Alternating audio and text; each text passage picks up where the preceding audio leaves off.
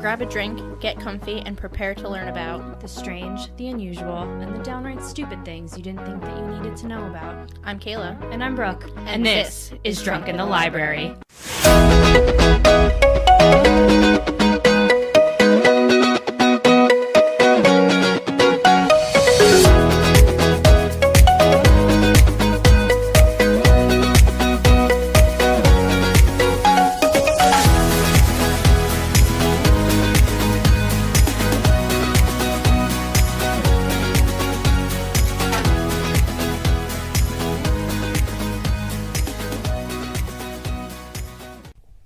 Hello again. We are back. Hello, everybody. This is week 4?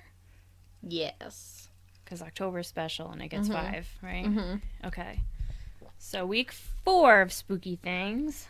And no questions, comments, concerns, I don't think. I mean, you're the one that writes everything down. So. Yeah, I don't have anything written down, but I was also pretty focused in the last episode, so I don't know. Oh. Well, you know me, I always bring out a pen and paper and write 0 things down, so. Got nothing. Once again, support us. Yes. Don't forget to check us out on YouTube if you haven't. We do a lot of extra weird-ass content over there, which if you are one of the 6 people who enjoy us, I think you'll enjoy that as well, so. And if you're one of the 8 people that have watched those videos, thank you. You are my pride and joy, and I love you. So, leave comments. Do whatever you gotta do on there. That'd be great. Our last one was pumpkin carving with, like, a little bit of a twist to it. They're usually not very long, like 20 minutes-ish. So, 20 minutes of your time, please and thank you. And yeah, that's it. All right. So, You're up first this week. So we're gonna do kind of another round of haunted places, haunted things. I've got a paranormal event. Okay. See, this week I don't have a paranormal event. I have a place. Okay. So, Okay. with multiple paranormal events at it. Okay. So, Cool. we just kind of switch sides here. Yeah. It's fine. Okay. So, this week I'm bringing you Greyfriars Kirkyard. Okay. Yes. So initially when I had pictured Greyfriars Kirkyard, which I have heard about, I was actually picturing Highgate Cemetery, which is equally as fucking spooky. But I'm going to save that for a whole other thing because, like, it's creepy. Okay. It's my dream cemetery. Okay. I'll show you pictures. Normal people don't have those, Brooke, but okay. I never said I was normal. It is my ultimate cemetery. It's beautiful. It's the best thing I've ever seen. It gives off creepy vibes, but they also have Egyptian tombs and things. Okay, is Like that where that style. one girl is buried who is, like, obsessed with Egypt? I don't know. Okay. They have, like, 2 different, like, halls. Like, there's, like, an Egyptian hall that has, like, all, like, Egyptian style things. Okay. And I forgot what the other one is because Oh. I didn't really care that much because the other one was cooler. But it's cool. So, but that's what I thought this was. And I couldn't find what I was looking for. And I was like, maybe that's not the name of the cemetery. It wasn't, because it's Greyfriars Kirkyard. So my sources are eatdrinktravel.com, thedailybeast.com, and Atlas Obscura. No Wikipedia this week, again. Congratulations. I know, I'm doing so well. So, very proud. So, Greyfriars Kirkyard dates back to, like, the mid-1500s. One of its biggest hauntings is that of George Mackenzie, who is also known as the Mackenzie Poltergeist. He's also known as Bloody Mackenzie. Okay. So he's, like, apparently super aggressive, and the most active of, like, what's going on in there. Okay. So he was in his living time, he was a judge who basically presided over the trials of the Presbyterian Covenanters in the 1670s. So they basically wanted, like, Scotland at that time, because this is in Scotland, Scotland wanted, like, a religion for, like, the whole country. Okay. Basically. So they didn't. They were like, no, we want Presbyterian. And, like, that was going basically against the king's wishes. Okay. So they ended up being, like, anyone who was, like, against having, like, a national religion was imprisoned. Okay. So in the 1600s, the National Covenant was signed, which basically said that Scotland was going to have a national religion. So 50 years after its signing, Charles II was the one who took to the throne and, like, held this down. Like, he was not budging on it. He was like, this is it. We have a national religion now. And basically sent George Mackenzie to, like, round up all the people who didn't believe in this. Okay.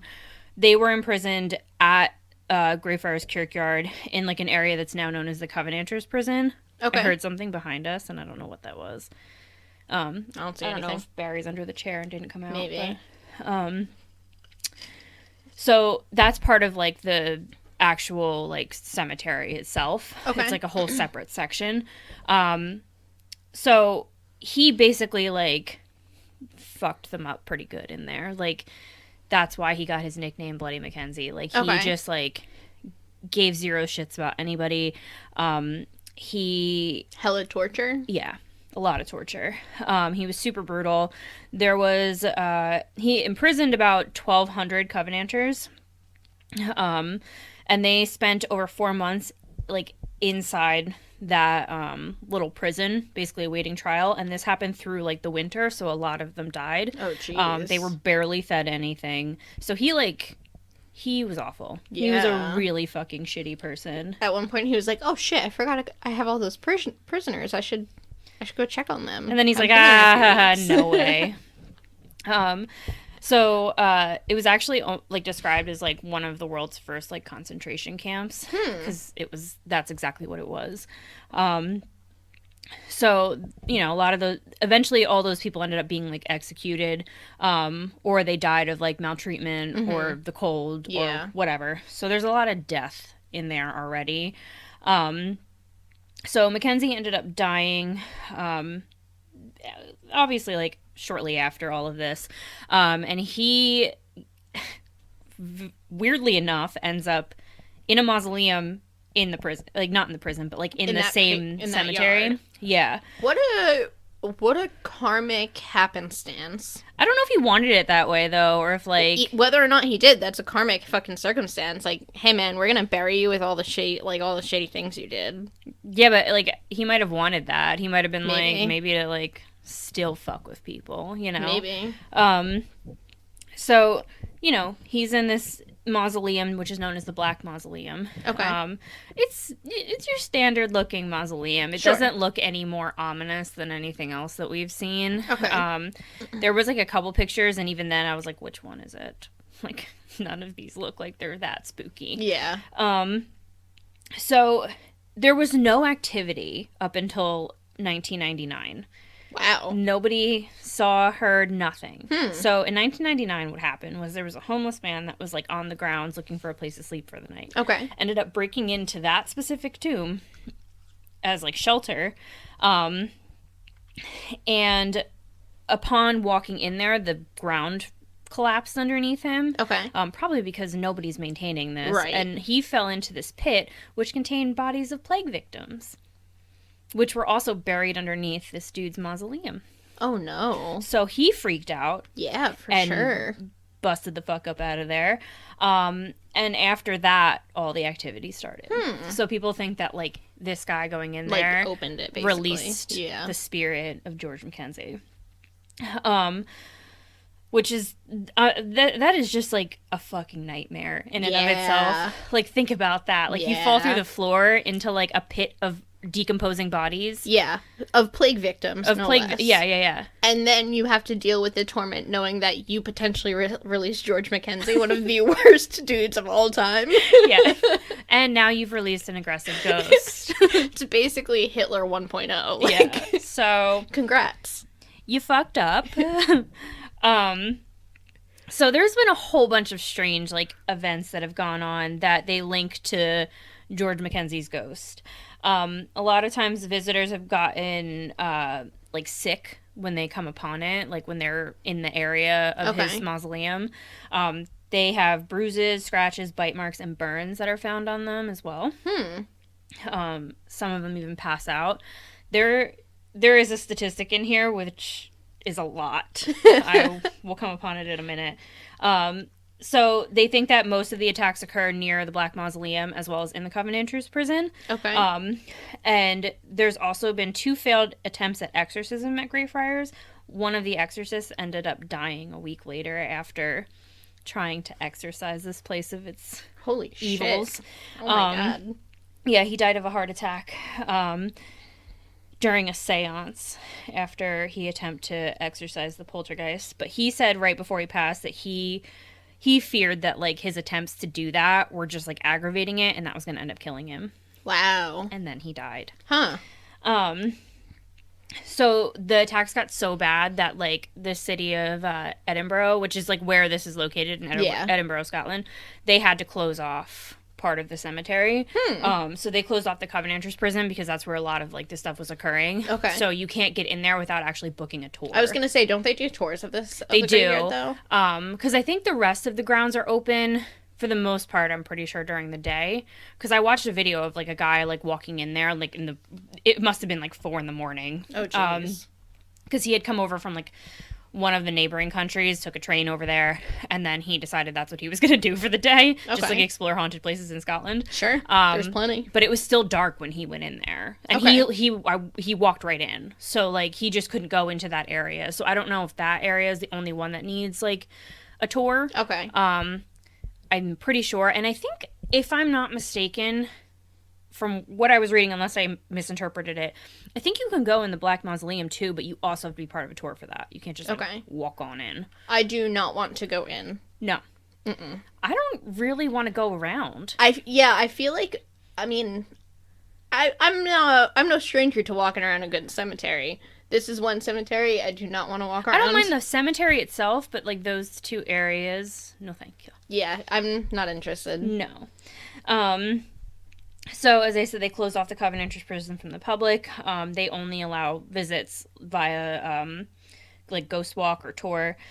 So, now they have some, like, tour guides that do, like, nighttime visits around the cemetery.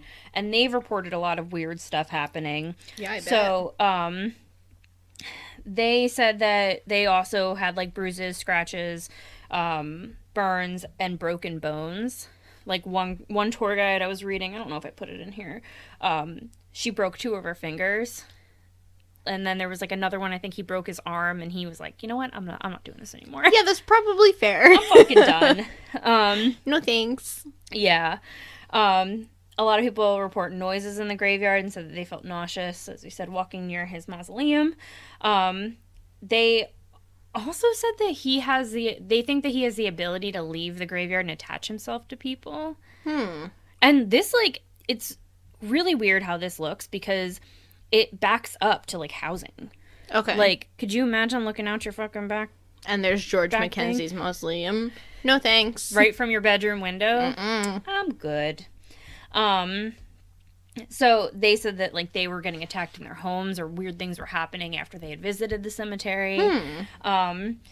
There was 2 reported cases of psychiatric hospitalization following alleged encounters with the ghosts.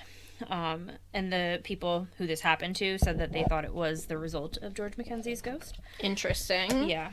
What's intriguing to me is there's just so much. Like, this isn't, like, one instance, you know? Like, this is a lot of people who've had weird shit happen. Well, then I think it was this one, not Highgate. In 2004, I'm pretty sure it was this one. I'm gonna say it, but I'll have to correct myself next time if I'm wrong. Okay. I think it was in George Mackenzie's. 2004, 2 kids were found in there breaking in, and they took a skull and used it as a football, and then were found in the yard playing football with it. I think it was this one. What bad thing happened to them? I don't remember. Uh-oh. I don't think anything bad happened to them. See, like, so then that, maybe it wasn't, they would deserve it. They would deserve it, because you don't do things like that. Yeah. It might have been Highgate that happened at, but... I feel like George Mackenzie wouldn't let that fly. I feel like he wouldn't either. I'll double check my sources there. So here's where statistics come in. Okay.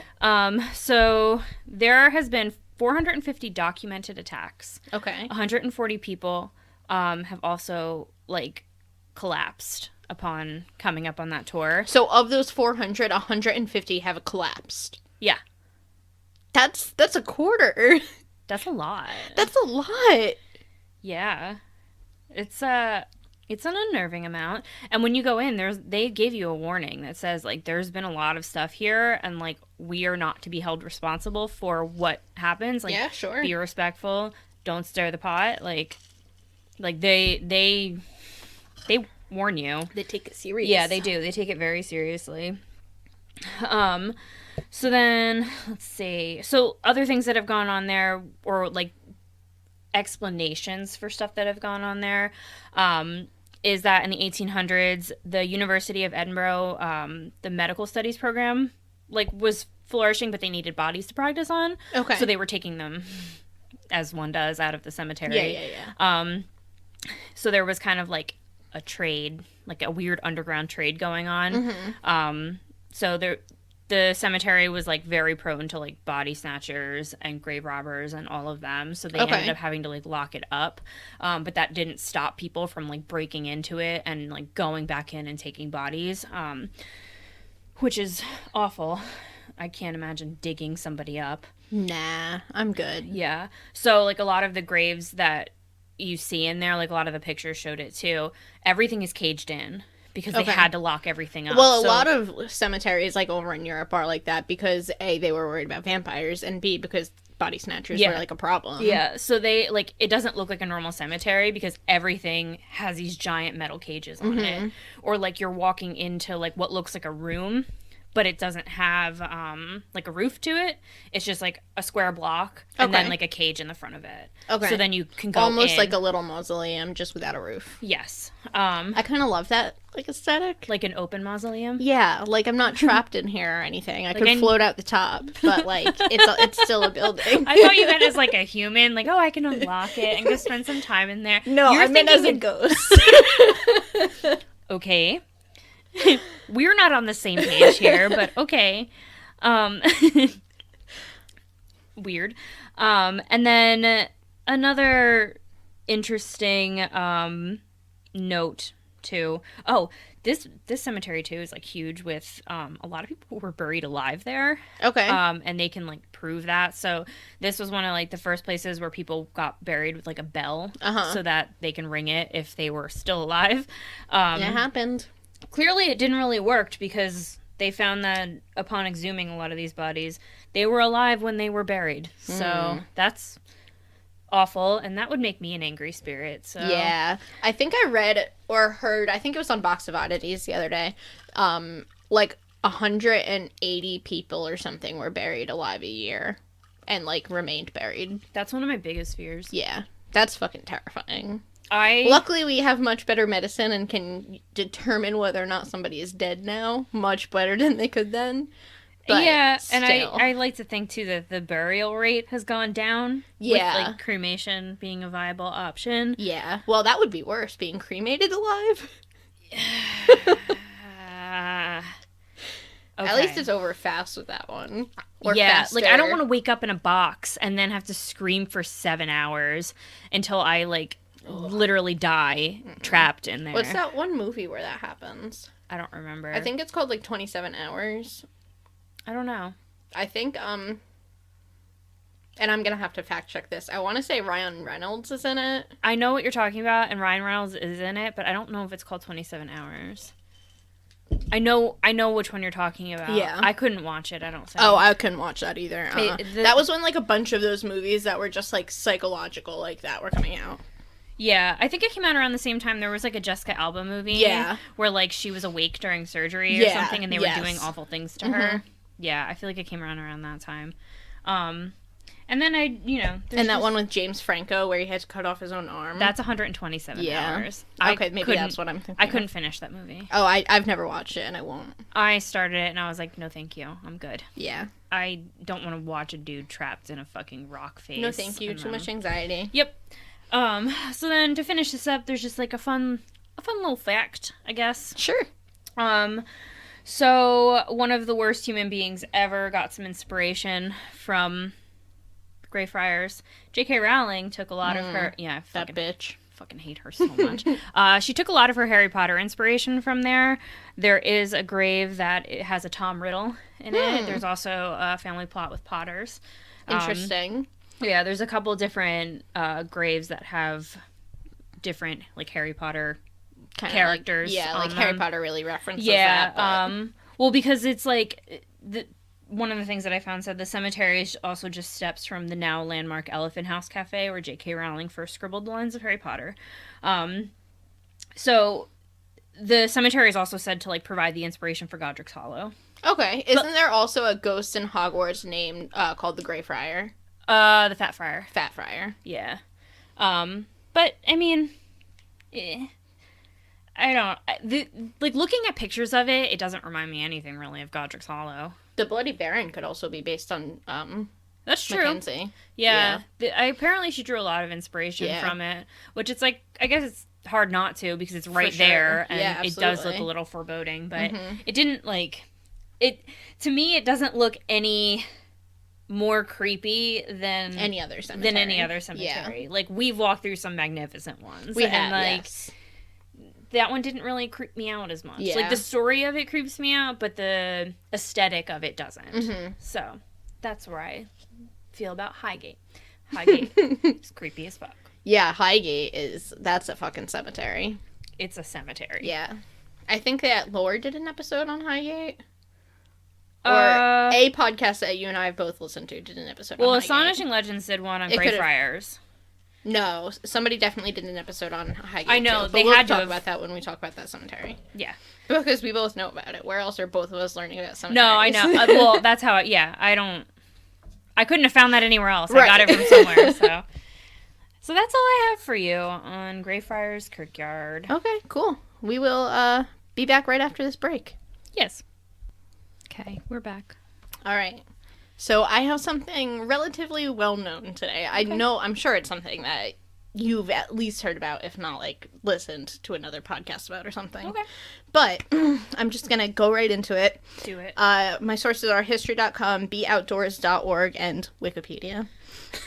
It's September of 1961, and Betty and Barney Hill are driving to their home in Portsmouth, New Hampshire on their way home from a belated honeymoon. They arrived home at dawn after a drive through the White Mountains, but neither of them felt particularly good to be home. They felt like something was wrong, like something was off. How was it dawn? By their calculations, they should have arrived home at least 2 hours earlier. Their watches had both stopped working, Barney's shoes were scuffed up and dirty, and Betty's dress was torn in, like, a couple of different places. The Hills were pretty respectable people in the area. Betty was a social worker, and Barney worked at the post office, and they both spent a lot of their free time doing, like, volunteer work in the civil rights movement. They were both active members in their church and the NAACP. The pair had left a diner in Vermont around 10 p.m. the night before and should have arrived home at about 2 a.m. But somewhere in the mountains, they remembered seeing a strange light overhead. The light seemed to be following them, but the pair thought nothing of it at first. Both of them were intelligent and logical thinkers. Eventually, the pair got curious, as one does, and they pulled over to see what the light was. At first, they brushed it off as, like, a satellite, but when it began to dip and disappear behind trees and seemed to be following them, they just, like, couldn't contain their curiosity any further. Peering through binoculars, Betty saw that what they had been telling themselves was a satellite was spinning in the air. Fuck that. Yeah. Also, who carries binoculars in their fucking car? It's the 60s. But still, what are you doing? Phone. You gotta peep things. You don't need... A cell phone with binoculars are not going to get you the same result. As if that's, like, an excuse. Well, there weren't cell phones. Okay. So you need binoculars. I'm sorry. Is a binocular a telephone now? She alerted Barney, who simply could not think of, like, a logical answer to this problem that they were facing. The couple, obviously pretty freaked out, got back in their car and continued driving home.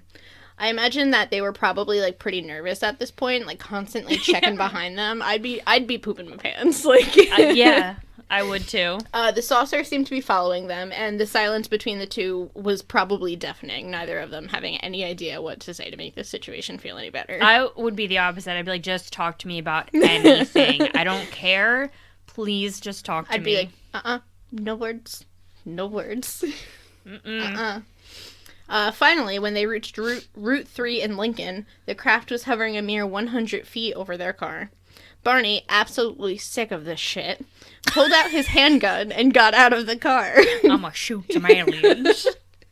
What happened next changed their lives.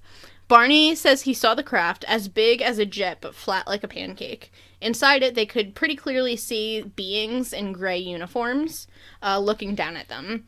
Barney said that something told him not to put down his binoculars. Not in, like, his instincts, but, like, something told him not to put his binoculars down. Jesus. No. Yeah. Barney had a singular thought. We're about to be captured. Yep. He ran back to the car, jumped inside, and began speeding towards home. Betty kept her head out of the window, tracking the craft. But the pair heard, like, a strange rhythmic beeping from their trunk and lost consciousness. They woke up the next day. Yeah. So, logically, Betty and Barney were, like, pretty fucking disturbed. Disturbed is, like, mild. Yeah. I would be devastated. I would be devastated. I would be absolutely devastated. I would be, like, non-functioning. I don't think I could do it. I would be damn close to suicidal. Yeah. I don't know. Mm-hmm. I would be so fucking scared. Yeah. It's literally my worst nightmare. They couldn't remember where those approximately 2 hours had gone. Couldn't explain the tear in Betty's dress or their broken watches. Betty started spending a lot of time in the library, researching, like, what she could on what had happened. She filed a report with the Air Force as well. Both Betty and Barney suffered from pretty bad anxiety, and horrible dreams after this. Betty would insist on leaving their luggage near the back door instead of, like, packing it away like she usually would. Betty would also find a pink powdery dust on her dress that she hung out on the clothesline, and it kind of, like, blew off.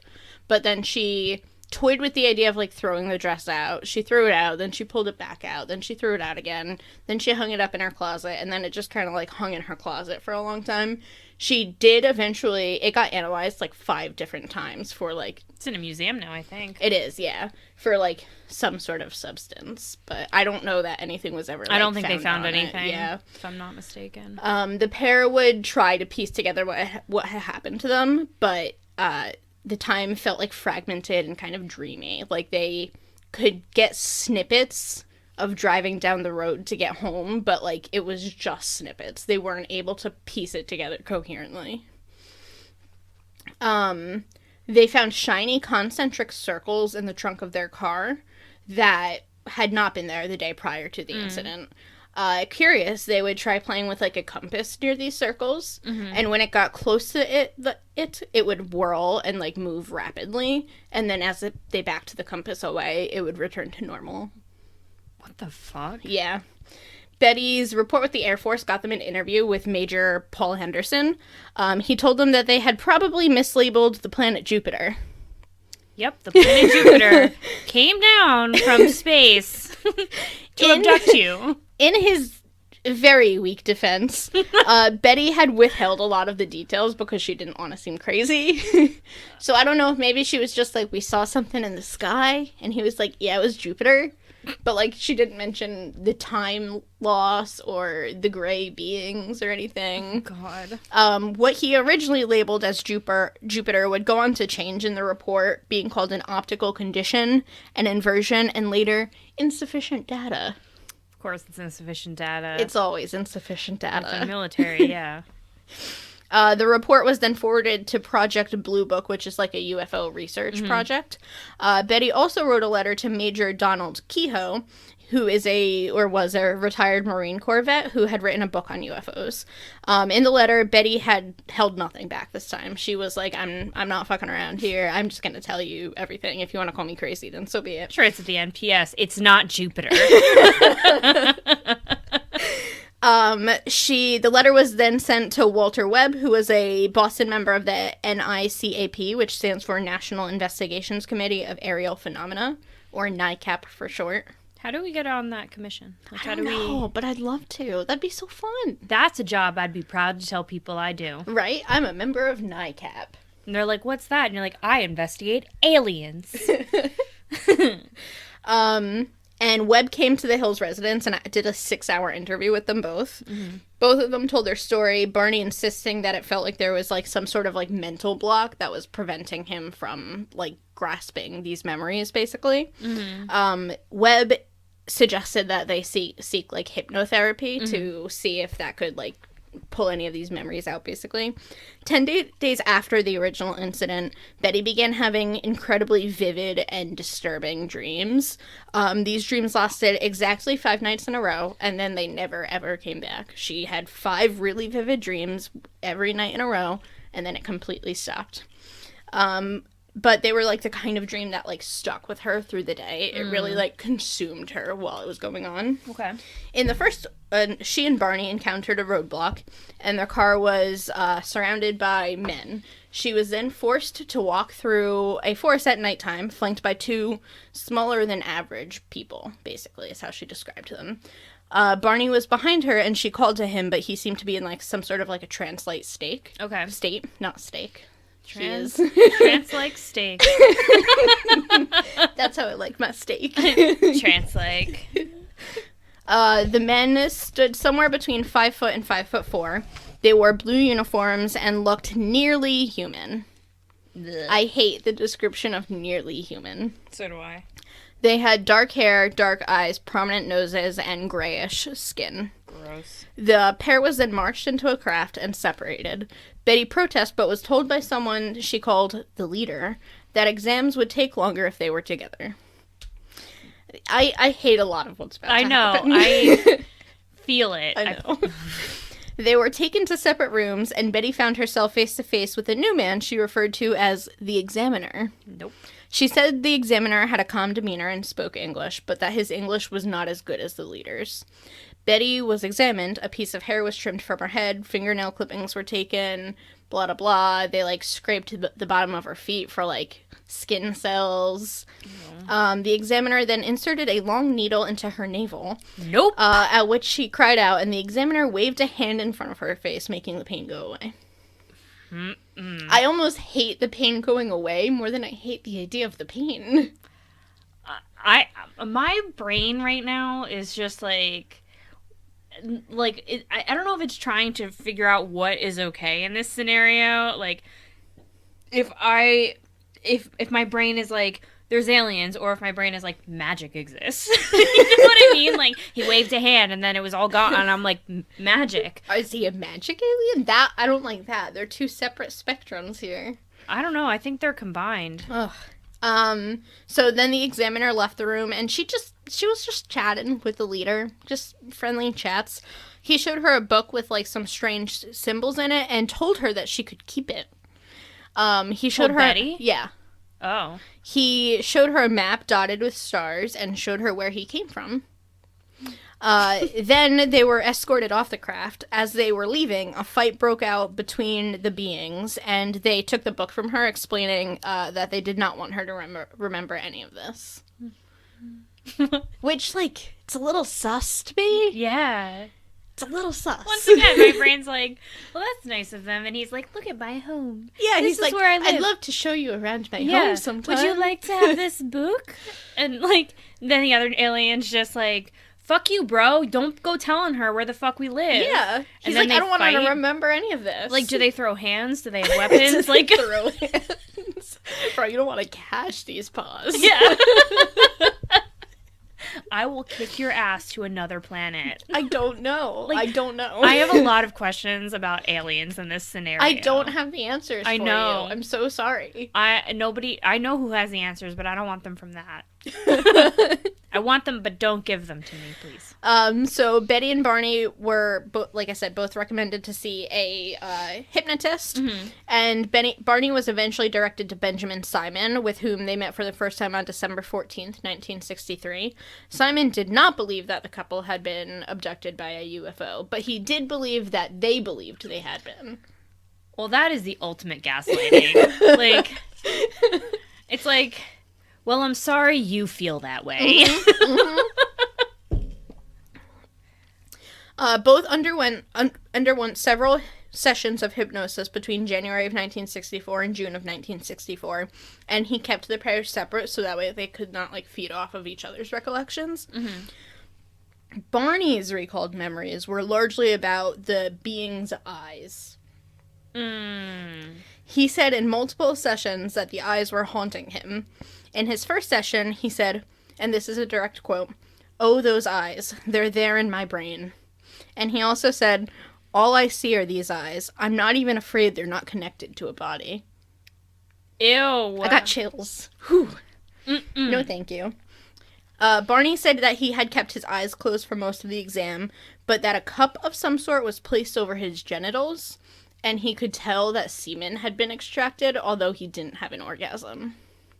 What in the actual fuck? Mm-hmm. What if they're controlling your veins and, like, your bodily functions, and they can just, like, use their own, like, gravity to pull it out? I mean, I would assume that's probably what happened. Just...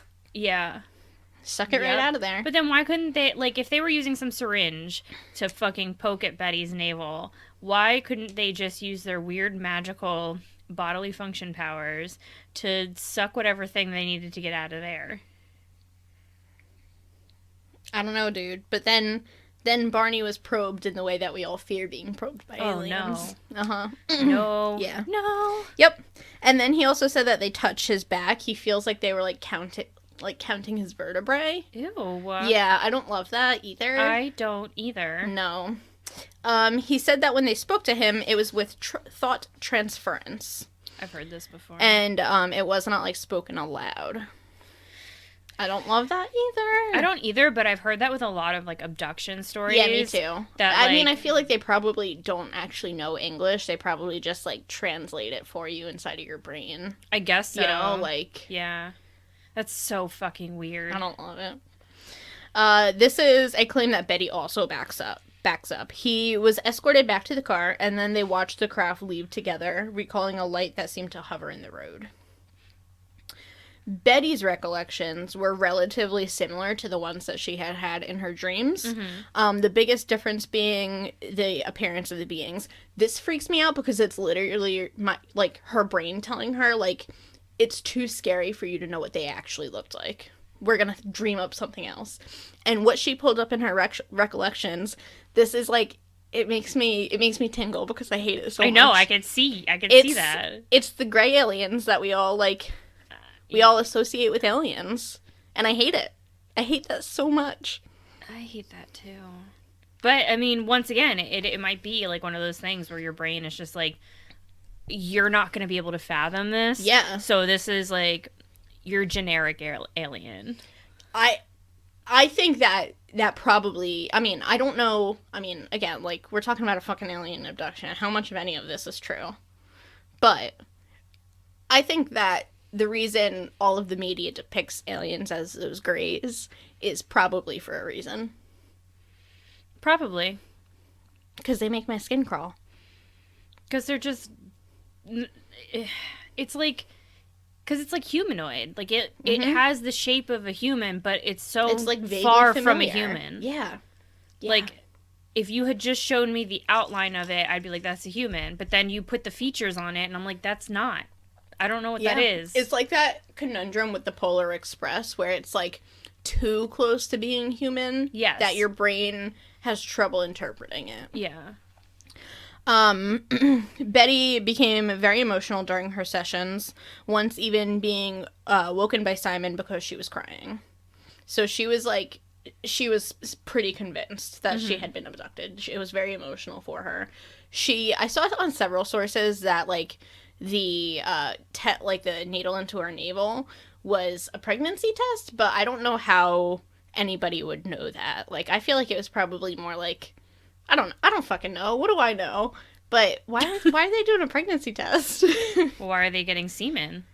It makes more sense that they're getting semen than running a pregnancy test. No, but, like, what if it wasn't a pregnancy test? Like, what if they were somehow, like, extracting eggs? Right. And then, like, breeding people up in space. But, like, that wouldn't work, because if you're gonna make, like, a human like us up there, it's not gonna survive. Unless they have the means. But I don't know, like, something about that doesn't make sense to me still. Like, Aliens, you breed. You make your own thing. Yeah, but they're trying to recreate us. Unless probably for when we kill ourselves. Probably when the sun finally explodes. Like tomorrow. Yeah, right.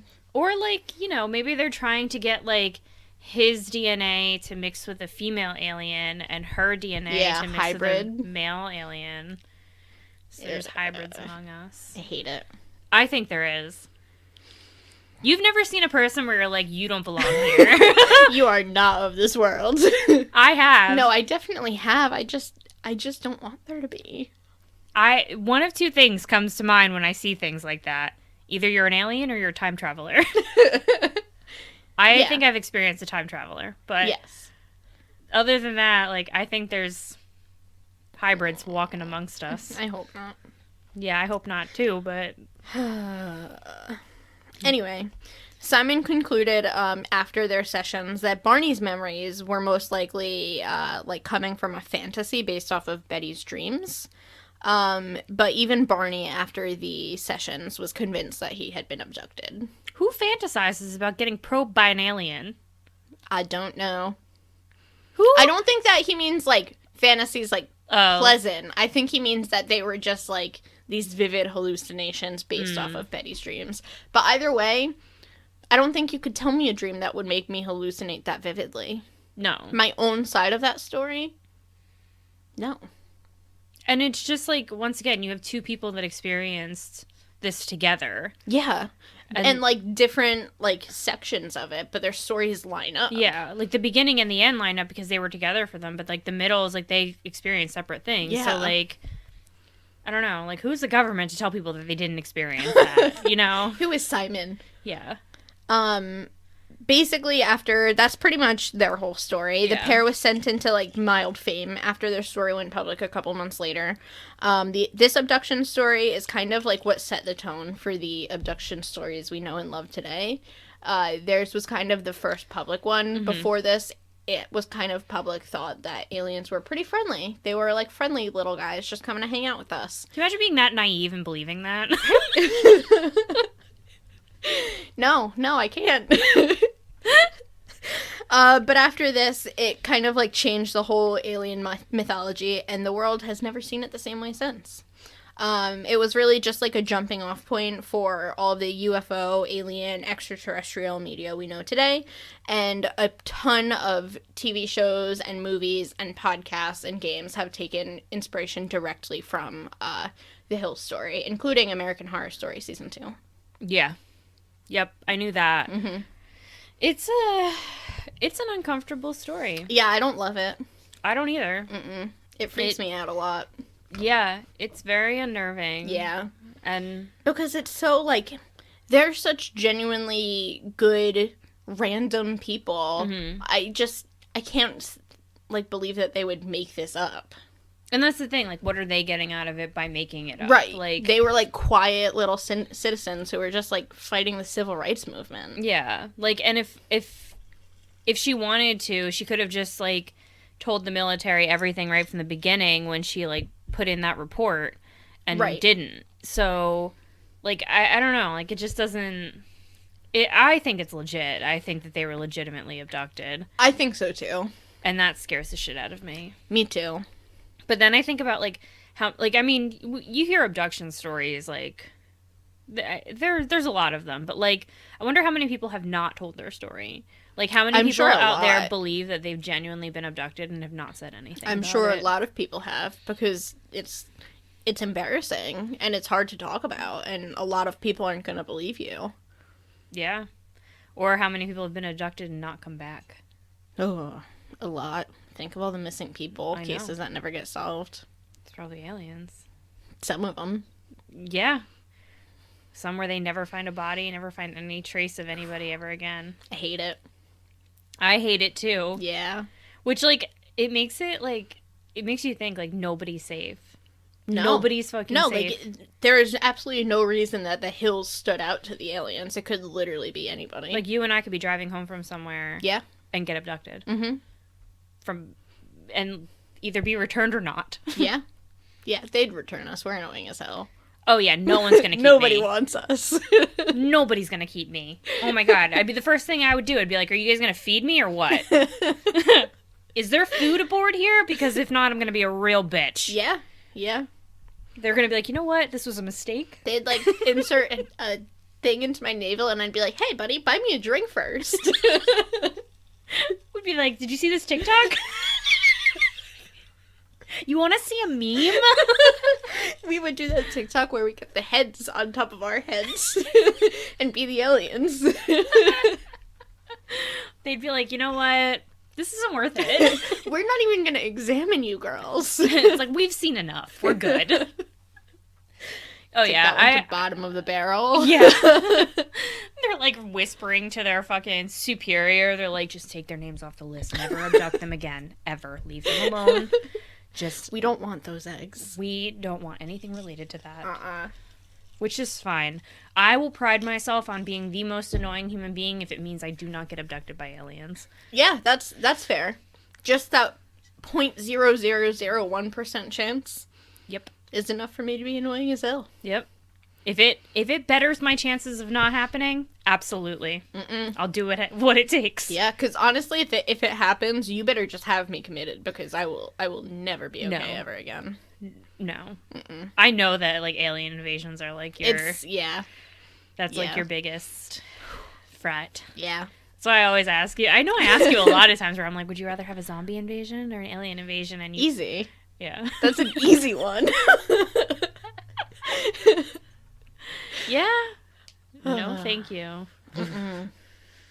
Anyway, do you have any books? Actually, I don't. I have, like, what I'm currently reading, but not based off of this. That's fine. I have what I'm currently reading, too. Okay. I don't even remember what my topic was. Great. Honestly, I don't even remember what my topic was. That was so long ago. Many eons ago. I'm currently reading The Starless Sea by Erin Morgenstern. She's the same person who wrote The Night Circus. Yeah, which I feel like is one of those books that I look at every time I'm in a bookstore. Do you? Mm-hmm. It's really good so far. I really like it. I love that it's, like, adult version of the YA fantasy that I know and love so well. I have to, as you said, I have The Night Circus. Yeah. And, like, I've heard mixed reviews on it. Like, a lot of people said it's really good, but then some people said that it's kind of, like, hard to follow and a little bit dumb. And I think I started reading it when we had gone on vacation at Disney. Okay. And then I, like, didn't finish it. I've heard really good things about The Night Circus. Yeah, as you said, I've heard mixed reviews, so maybe eventually. Maybe that'll be my next read. I don't know. But as you know, I'm reading Glass Sword, which is the second book in Red Queen. I would like to borrow King's Cage from you, though, because the third book is not available on Libby for 4 weeks. Oh my god, and that's I so am long. 2 hours into almost finishing it. So you'll forget about the whole series in 4 I know, weeks. and I don't want to. I don't want to do that. I want to just power through and keep going. Yeah, so you can take it with you. I'll have to read it myself instead of having somebody read it to me. But I could read it to you. Are you gonna sit in my car as I drive around and read it to me all the time? Hell yeah. It's like, all right, I'm ready. Go ahead. Do the voices. I am really enjoying it, though. It's like right now, it's very intense. It's gearing up. Mm-hmm. I'm very scared about what's going to happen, and I have a very bad feeling. You should be very scared. No, I have a very bad feeling. I think I know, and it's giving me anxiety. We can talk about it after we turn the mics off. No. Okay. Your feeling is probably right. Yep. Yeah. Anyway, if anybody hasn't read that series, fucking do it. It's really, really good, and it's also, like, on that edge of, like, adult versus YA. It's really fucking dark, and it's very really dark. Great. Yeah, it's really good. But if I enjoy it, I feel like other people will enjoy it, because I'm kind of picky. Kind of? All right, I'm very picky. So the first book's a little bit slow, but once you get into it, you're in, and then you have to finish. So, yeah, that's what we got, and we will be back next week with our final week of Spooktober, unless somebody wants us to continue. I don't know. Hey, man, I'm down to do the spooks. Nobody has requested it, but nobody hasn't either. Yeah. And you didn't say yes, but you didn't say no. What it boils down to is this is our show, man. We want to celebrate Spooktober 12 months a year. I know. Well, you'll be getting your last episode on November 1st. Yeah, so we are already expending the spooks because we just can't get enough. we can't get enough. So we will see you then, and goodbye. Have a good week.